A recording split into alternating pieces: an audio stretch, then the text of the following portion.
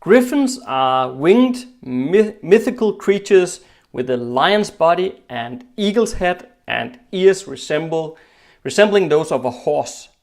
The rest of the physical features differs between the myth. Sometimes they are actually depicted without wings. But as the eagle was considered the king of the birds and the lion the king of the beasts, the griffin was perceived as a powerful and majestic creature.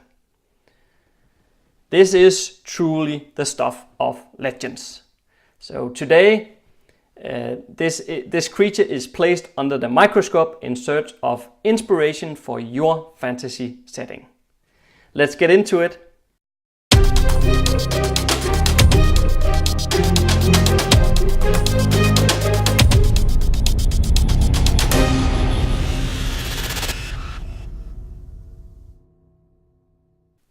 Hi guys, my name is Jesper and welcome to the Fane of Fantasy.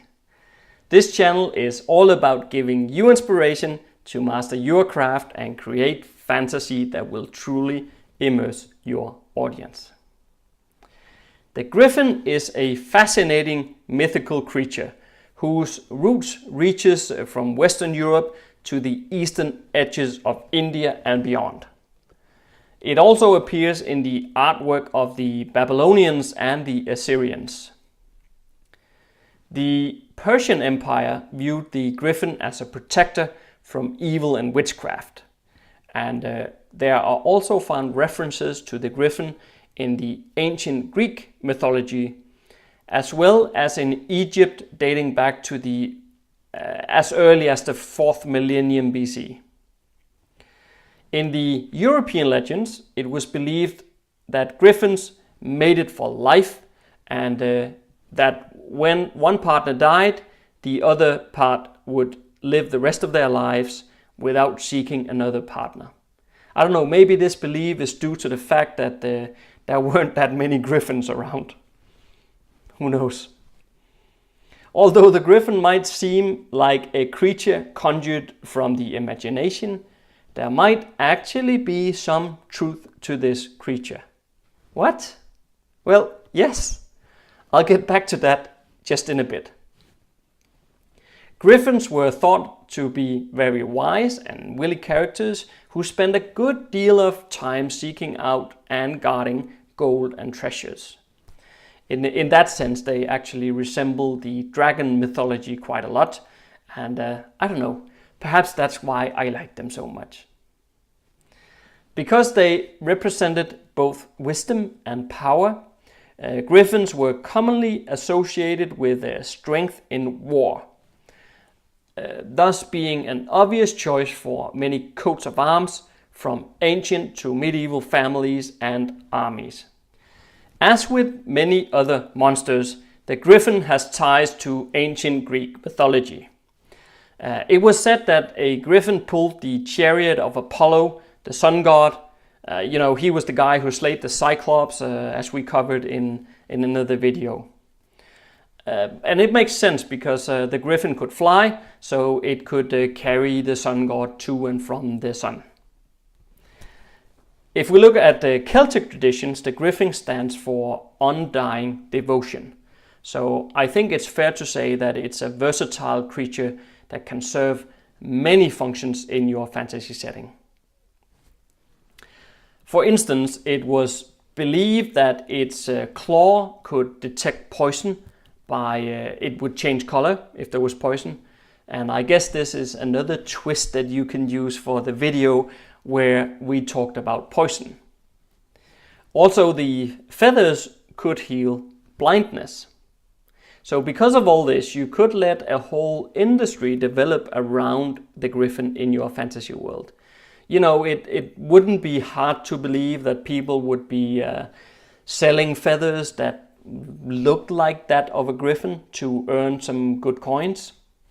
Or eggs claiming it to be griffin eggs.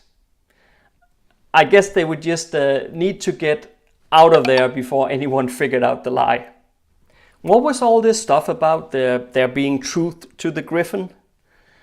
Well, there is one theory which suggests that the stories of Griffins originates from traders traveling along the Silk Road in the Gobi deserts of Mongolia.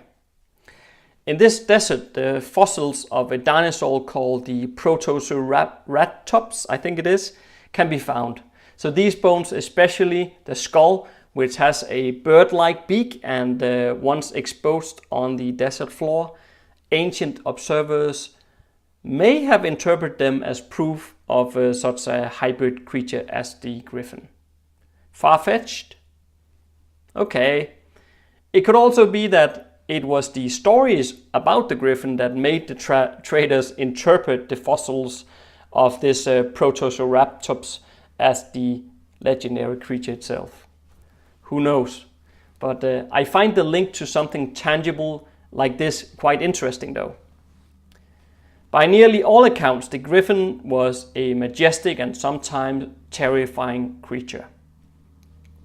Even when depicted as smaller, approximately the size of a lion, their strength exceeded that of a natural animal. Many times over though. So their friendliness to humans was questionable, and their size and strength great enough to easily carry off a grown man as a prey, or even a horse. So due to their association with gold and hidden treasure, they were sought after by humans, despite the dangers. And if one were to believe they actually existed, then one could claim that they were made extinct by this hunting by humans. The griffin is now regulated to the realm of myth and legend. They have proved one of the more enduring mythical creatures, and still captures people's interest to this day. So why do you think griffins are still so interesting? Share your thoughts in the comment section below. Or perhaps you don't find them interesting at all. So if not, then fine. Tell me why in the comment section below too. What to make of the griffin in your fantasy setting then? How can we let this creature inspire us in some way? Well, for one, the griffin doesn't have the in-depth mythology associated to it as we saw with the Cyclops. So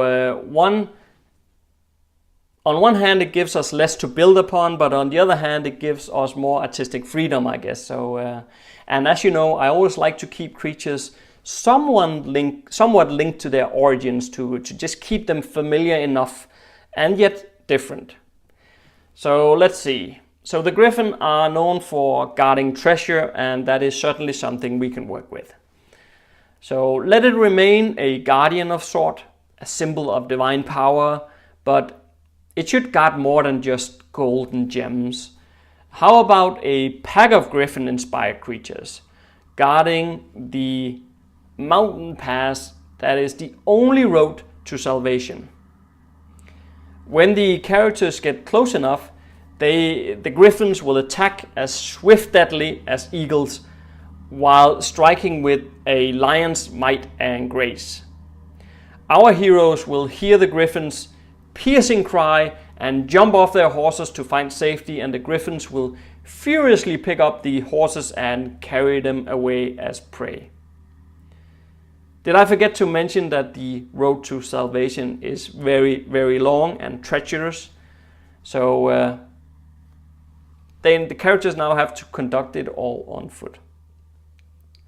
I don't think that we always have to use monsters as like major plot devices. They can also serve perfectly well as just a small obstacle on the way, like I did in this example. So just making the life worse for the hero is always fun. If you agree, hit the like button below and share this video with a friend too. I would love to see you over on Patreon too. For less than the price of a summer hat, you will get into the reward program. There is a link right here on the screen and also in the description field below.